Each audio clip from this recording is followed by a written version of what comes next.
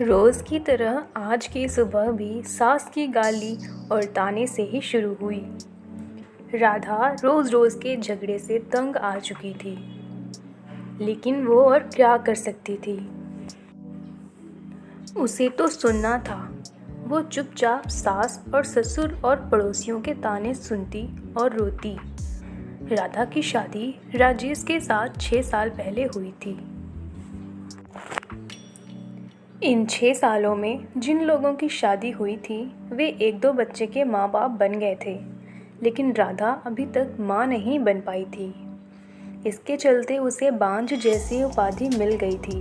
राह चलती औरतें भी राधा को तरह तरह के ताने देती और बांझ कहकर चिढ़ाती थी। राधा को ये सब बहुत ख़राब लगता, लेकिन वो किस किस का मुँह बंद करती। आखिर वे लोग भी तो ठीक ही कहते हैं। राधा सोचती, मैं क्या करूं? अपना इलाज तो करा रही हूं। डॉक्टर ने लगातार इलाज कराने को कहा है, जो मैं कर रही हूं, लेकिन जो मेरे वश में नहीं है उसे मैं कैसे कर सकती हूं। एक दिन पड़ोस का एक बच्चा खेलते खेलते राधा के घर आ गया।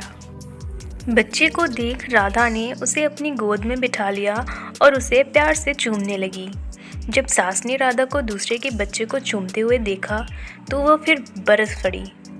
वो उसकी गोद से बच्चे को छीनते हुए बोली, कलमुही, बच्चा पैदा करने की तो ताकत नहीं है, दूसरों के बच्चे से अपना मन बहलाती है। अरे तू क्यों डालती है अपना मन होश साया दूसरों के बच्चे पर? धब्बा भी लग चुका है। राधा की बातें सुनकर राजेश ने कहा, तुम माँ की बातों का बुरा मत मानो, उन्हें ऐसा नहीं कहना चाहिए। हर माँ बाप की इच्छा होती है कि उनके परिवार को आगे बढ़ाने वाला उनके रहते हुए ही आ जाए। तुमसे ये इच्छा पूरी नहीं होते देखकर माँ तुमसे उल्टी सीधी बातें बोलती है। तुम चिंता मत करो, तुम्हारा इलाज चल रहा है, तुम ज़रूर माँ बनोगी। राधा बोली, मेरी एक सहेली थी, वो भी बहुत दिनों बाद माँ बनी थी। माँ बनने में देर होते देखकर जब उसने अपना इलाज कराया तो जांच में उसमें कोई कमी ही नहीं पाई। कमी उसके पति में थी। जब उसके पति ने इलाज कराया तभी वो माँ बन सकी। हो सकता है उसी की तरह आप में भी कोई कमी हो, इसलिए मैं चाहती हूँ कि आप भी एक बार अपना इलाज करा लेते। राधा की बात सुनकर राजेश भड़क उठा। मुझ में भला क्या कमी हो सकती है? मैं तो बिल्कुल ठीक हूँ, मुझ में कोई कमी नहीं है। मेरी चिंता छोड़ो, तुम अपनी अच्छी तरह से इलाज कराओ। मैं मानती हूँ कि आप में कोई कमी नहीं है, लेकिन तसल्ली की खातिर राधा ने सलाह देने के ख्याल से ऐसा कहा था। लेकिन राजेश ने उसकी बात को बीच में ही काट दिया। नहीं राधा, तसल्ली वगैरह कुछ नहीं, मैंने कहा ना कि मुझ में कोई कमी नहीं है। राजेश ने उसे डांट दिया। पति के भड़के मिजाज को देखकर राधा ने चुप रहना ही उचित समझा। शहर के बड़े से बड़े डॉक्टर से उसका इलाज हुआ, फिर भी उसकी कुक सूनी ही रही। डॉक्टर ने जांच के दौरान उसमें कोई कमी नहीं पाई। देखो राधा, रिपोर्ट देखने के बाद तुम्हें कोई कमी नज़र नहीं आती। शायद तुम्हारे पति में कोई कमी होगी। तुम एक बार उसे भी इलाज कराने की सलाह दो, डॉक्टर ने उसे समझाया। अब राधा को पूरा भरोसा हो गया था कि उसमें कोई कमी नहीं है। माँ बनने के लिए कमी उसके पति में ही है, लेकिन उसे समझाए कौन? उसे राजेश के गुस्से से भी डर लगता था। एक दिन किसी ने राधा की सास को बताया कि पास ही गांव के एक मंदिर में एक बाबा रहते हैं जिसकी दुआ से हर किसी का दुख दूर हो जाता है। सास ने ये बात अपने बेटे राजेश को बता दी और राधा को बाबा के पास भेजने को कहा। रात को राजेश ने राधा से कहा, कल तुम मंदिर चली जाना। ठीक है, मैं चली जाऊंगी, लेकिन मैं डॉक्टर के पास गई थी, डॉक्टर ने मुझ में कोई कमी नहीं बताई, इसलिए मैं चाहती हूँ कि आप भी एक बार अपना। डरते डरते राधा कह रही थी, लेकिन राजेश ने उसकी बात को अनसुना कर दिया। राधा, मैं कहीं नहीं जाऊंगा, तुम कल मंदिर में बाबा के पास चली जाना। ऐसा कहकर राजेश सो गया। राधा ने भी अपने माथे पर लगा बांझपन का धब्बा मिटाने के लिए बाबा के पास जाकर उनसे दुआ लेने की सोच ली।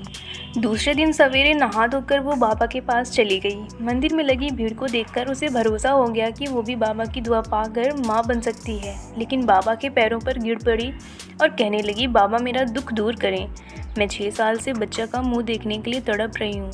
उठो बेटी, निराश मत हो, तुम्हें औलाद का सुख ज़रूर मिलेगा, लेकिन इसके लिए तुम्हें माहवारी के होने के बाद यहाँ 4 दिनों तक लगातार पूजा करनी होगी। ठीक है बाबा, मैं ज़रूर आऊँगी। राधा खुशी से घर गई। घर आकर उसने सारी बातें अपने पति को बताईं। मैं कहता था ना कि काम दवा नहीं कर सकती, कभी कभी दुआ से हो जाती है। बाबा की दुआ पाकर अब तुम ज़रूर माँ बनोगी, ऐसा मुझे भरोसा है। तुम ठीक समय पर बाबा के पास चली जाना, राजेश ने खुश होते हुए कहा। राधा अब बेसब्री से माहवारी होने का इंतज़ार करने लगी। कुछ दिन बाद उसे माहवारी हो गई। माहवारी पूरी होने के बाद राधा फिर बाबा के पास गई। उसे देखते ही बाबा ने कहा, बेटी, जैसा कि मैंने तुम्हें पहले भी कहा था कि यहीं रहकर 4 दिनों तक लगातार पूजा करनी पड़ेगी, तभी तुम माँ बन सकोगी। जी बाबा, मैं रहने के लिए तैयार हूँ।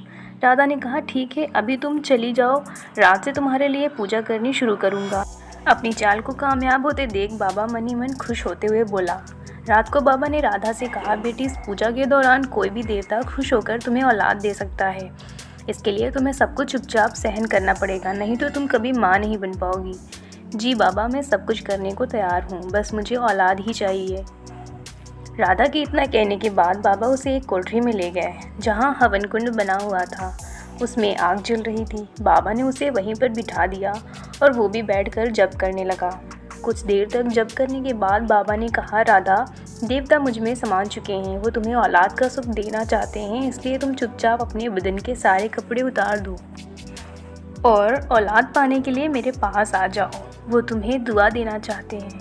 राधा ने ये सोचकर कि बाबा में देवता समा चुके हैं और देवता जो भी करते हैं गलत नहीं करते, इसलिए उसने अपने बदन के सारे कपड़े उतार दिए। बाबा उसके अंगों से खेलने लगा और उसे दुआ देने के नाम पर उसकी इज्जत पर डाका डाल दिया। 4 दिनों तक लगातार बाबा ने इस पूजा के बहाने राधा से जिस्मानी संबंध बनाए। 5वें दिन बाबा ने कहा, राधा बेटी, हमारी दुआ कबूल हो गई है, पूजा भी पूरी हो गई, अब तुम ज़रूर माँ बनोगी, तुम घर जा सकती हो। बाबा की दुआ लेकर वो खुशी खुशी घर लौट आई। 9 महीने बाद राधा माँ बन गई। उसे बाबा की दुआ लग गई थी। उसके माथे से बांझपन का धब्बा मिट चुका था। घर के सारे लोग बहुत खुश थे।